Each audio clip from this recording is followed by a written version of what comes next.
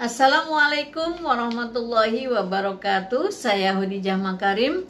Topik kita kali ini adalah sebab-sebab kesulitan belajar dan cara mengatasinya.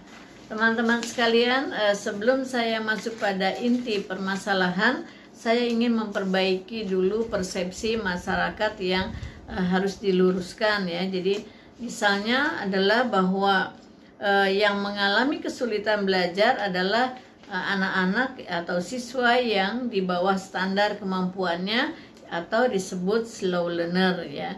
Sebetulnya tidak demikian. Semua siswa berpotensi di level manapun itu berpotensi mengalami kesulitan belajar, baik dari kelompok yang fast ya maupun yang standar ataupun yang slow. Jadi fast learner, standar atau slow learners itu punya potensi untuk mengalami kesulitan belajar. Misalnya bagi yang cepat ya, pembelajar cepat itu dia biasanya mengalami kesulitan pada saat dia tidak mendapatkan tidak mendapatkan pembelajaran yang sesuai kebutuhannya gitu. Kalau dia di kelas pada umumnya kelasnya adalah standar rata-rata kemampuannya, sementara dia kemampuannya lebih dari teman-temannya, mengerjakan tugas lebih cepat dan sebagainya, itu harus ada pengayaan untuk anak ini. Tapi karena pada umumnya sekolah tidak menyiapkan, maka dia seperti orang mengalami kesulitan belajar. Kemudian yang slow itu, jadi kalau yang tadi adalah membutuhkan materi yang lebih banyak, yang fast ya.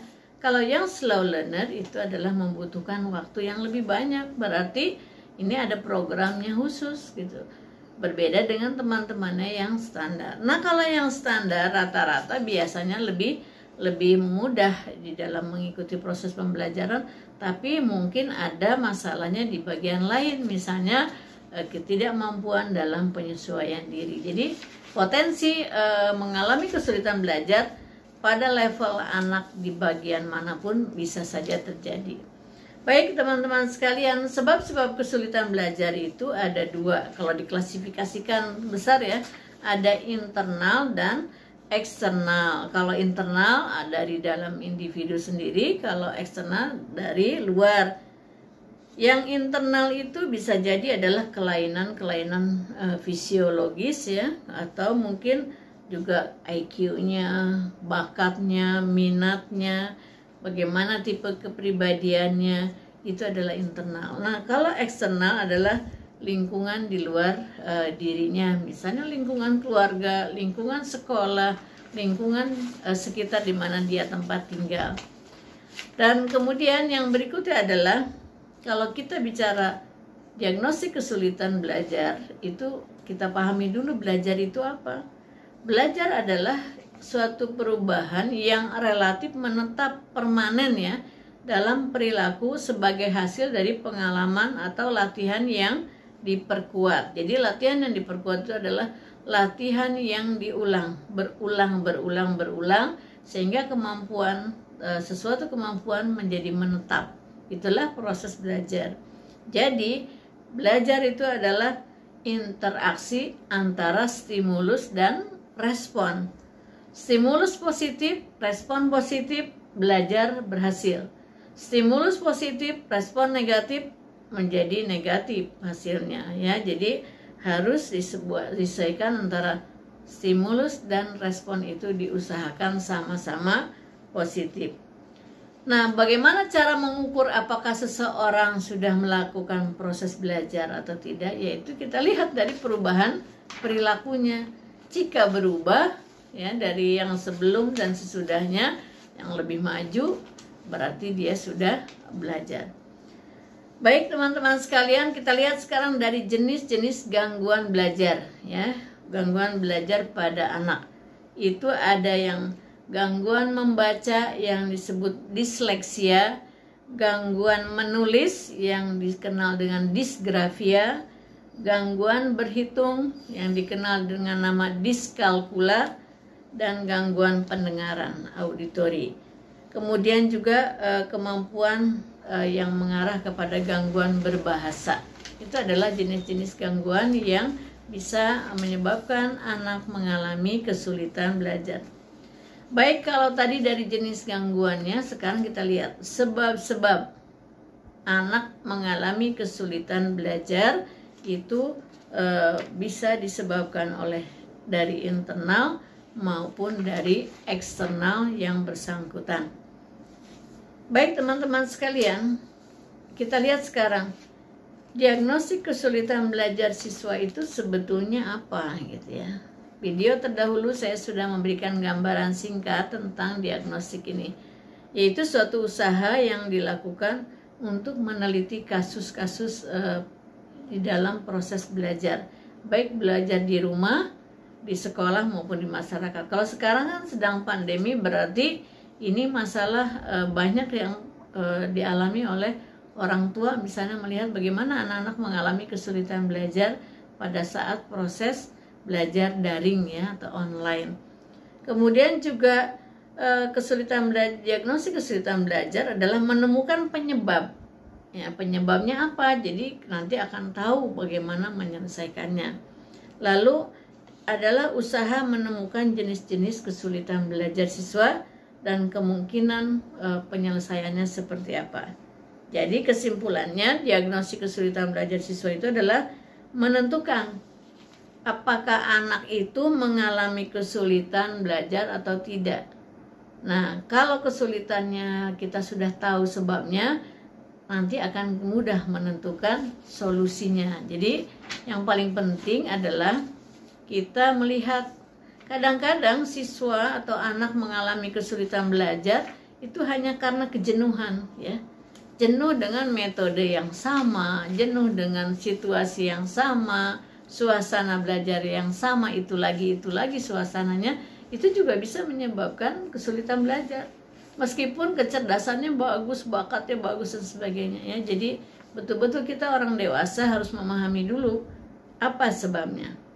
Nah, baik teman-teman sekalian, saya ingin mengulang ya, dulu pernah kita bicarakan juga di video tentang diagnostik, bagaimana cara mengidentifikasinya ya. Kok seseorang itu dinyatakan kesulitan belajar atau tidak? Ya, yang pertama kita lihat nilainya, nilai rata-rata di bawah standar atau tidak. Lalu lihat prestasi yang dicapai, keseimbangan antara kemampuan dan ekspresi prestasi belajarnya. Kemudian juga bagaimana kondisi kepribadiannya, perasaan dia, kegembiraannya di dalam melakukan proses belajar.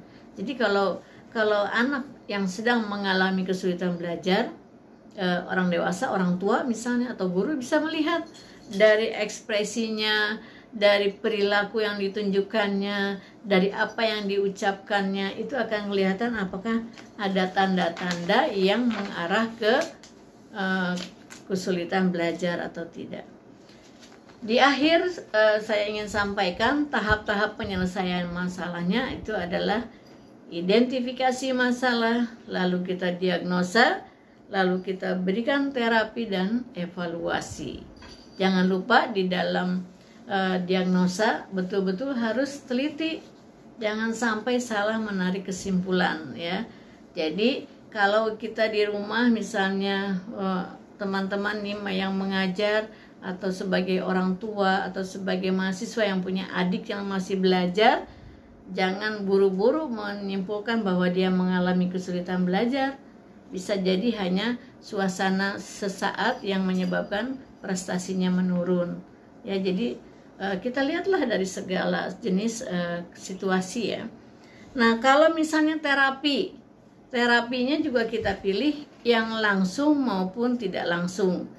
Kalau orang-orang rumah, misalnya mahasiswa ingin membantu keluarganya, membantu adiknya yang sedang belajar online, misalnya mengalami kejenuhan, langsung diberikan semangat, diberikan perbaikan, berarti itu contohnya adalah ke terapi langsung, direktif.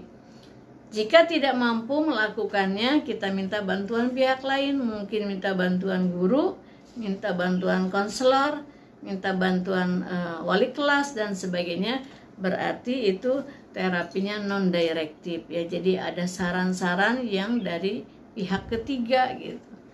Nah, juga yang terakhir contoh direktif itu adalah sesuaikanlah dengan kebutuhan si anak pada saat mengalami kesulitan belajar.